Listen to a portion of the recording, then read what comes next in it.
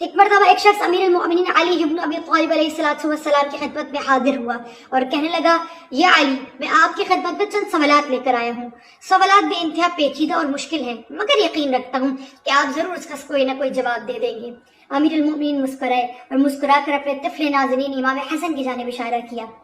اب جب اس نے دیکھا تو ایک مرتبہ حیران ہو گیا کہ یہ چھوٹا سا بچہ میرے سوالات کے جوابات کیا دے گا۔ طنزاً مسکرایا اور محفل سے اٹھ کر جانے لگا۔ امام حسن اس کے پیچھے پیچھے آئے اور آ کر کہنے لگے، اے برادر، آپ کچھ سوالات کرنا چاہتے تھے، عرض کیجئے، ہم سن رہے ہیں۔ ایک مرتبہ مسکرا کے کہنے لگا، بیٹا سوالات اتنے آسان نہیں ہیں، اور اگر اتنے آسان ہوتے تو میں اتنی دور سے نہ آتا۔ امام حسن مسکرائے اور مسکرا کے کہتے ہیں، ہم یہ بھی جانتے ہیں کہ آپ کہاں سے آئے ہیں، اور یہ بھی جانتے ہیں کہ کس کے سوال لائے ہیں۔ کہ یہ وہ سوالات نہیں ہیں جو امیر روم نے اور حاکم روم نے آپ کے حاکم امیر معاویہ کی خدمت میں عرض کیے تھے، اور جب آپ کے حاکم معاویہ کو اس کے سوالات کے جوابات معلوم نہ تھے تو اس نے یہ کہا کہ جاؤ علی کی خدمت میں یہ سوالات عرض کرو، انہیں جوابات معلوم ہوں گے، اور جب وہ جواب دیں تو ان جوابات کو اس کے نام سے لکھ کر حاکم روم تک پہنچا دیا جائے گا۔ جب اس نے سنا تو ہکا بکا رہ گیا، حیرانگی کے عالم میں دیکھ کے کہنے لگا، اے طفل ناظرین، اے چھوٹے سے بچے، کیا تمہیں یہ بھی معلوم ہے؟ امام فرماتے ہیں، سوال کرو۔ اسے سوال کرنا شروع کر دیے۔ اسے کہا، شہزادے یہ بتائیے کہ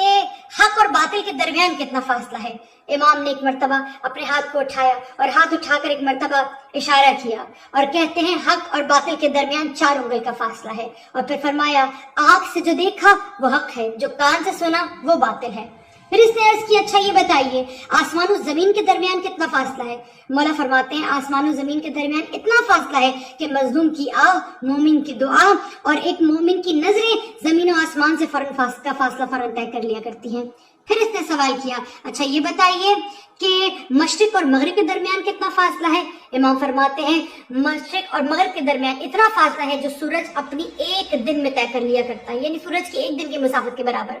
پھر اس نے کہا، اب کا سوال انتہائی پیچیدہ اور مشکل ہے۔ کہنے لگا، یہ بتائیے کہ دنیا کی سخت ترین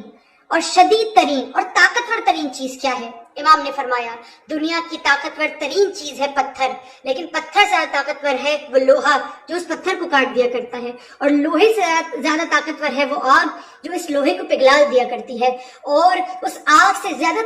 طاقتور ترین ہے وہ پانی ہی جو اس آگ کو بھی بجھا دیا کرتا ہے، اور اس پانی سے زیادہ طاقتور ہے وہ بادل جو اس پانی کو اٹھائے اٹھائے گھومتا ہے، اور اس بادل سے زیادہ شدید ترین اور طاقتور ترین وہ ہوا ہے جو اس بادل کو ادھر ادھر اٹھائے کرتی ہے، اور اس ہوا سے زیادہ شدید وہ فرشتہ ہے جو اس ہوا کو چلانے پر قدرت رکھتا ہے، اور اس فرشتے سے بھی زیادہ طاقتور ترین وہ ملک الموت ہے جو اس فرشتے کی بھی جان لے سکتا ہے، اور ملک الموت سے زیادہ طاقتور ترین چیز موت ہے جو ملک الموت کو بھی آنی ہے، اور موت سے زیادہ طاقتور شدید ترین چیز اللہ کا امر ہے کہ جس کے مرہون منت اور جس کے تابع وہ موت ہوا کرتی ہے، اور اللہ کا امر ان کے حوالے ہے جسے اللہ اپنے قرآن میں اولو الامر کہتا نظر آ رہا ہے، اور کہہ رہا ہے، یا ایھا الذین آمنو، اے ایمان والو، اولو الامر کی اطیعوا اللہ و اطیعوا الرسول واولی الامر منکم، کہ اللہ اور اس کے رسول اور اولو الامر کی اطاعت کرو، اور فرمایا ہم ہی وہ اولو الامر ہیں جن کے ہاتھ میں اللہ سبحانہ و تعالیٰ نے اپنے اختیارات کو دے رکھا ہے۔ ہمارے ہاتھ میں موت بھی ہے، ہمارے ہاتھ میں اللہ سبحانہ و تعالیٰ نے اپنی کائنات کی کامیابی کی کنجیاں ہمارے ہاتھ میں دے رکھی ہیں۔ ایک مرتبہ جب اس نے یہ سوالات کے جوابات اتنے چھوٹے سے بچے سے سنی، حاکم شام کی خدمت میں عرض کیا اور جا کے کہنے لگا کہ تمہارا مقابلہ کسی چھوٹی ہستی سے نہیں ہے جس کا 3 برس کا بچہ اس قدر غیب کا علم رکھتا ہو اور اللہ کا تربیت یافتہ ہو۔ اللہ جانے تمہارا علی کے ساتھ لڑائی میں کیا انجام ہونے والا ہے۔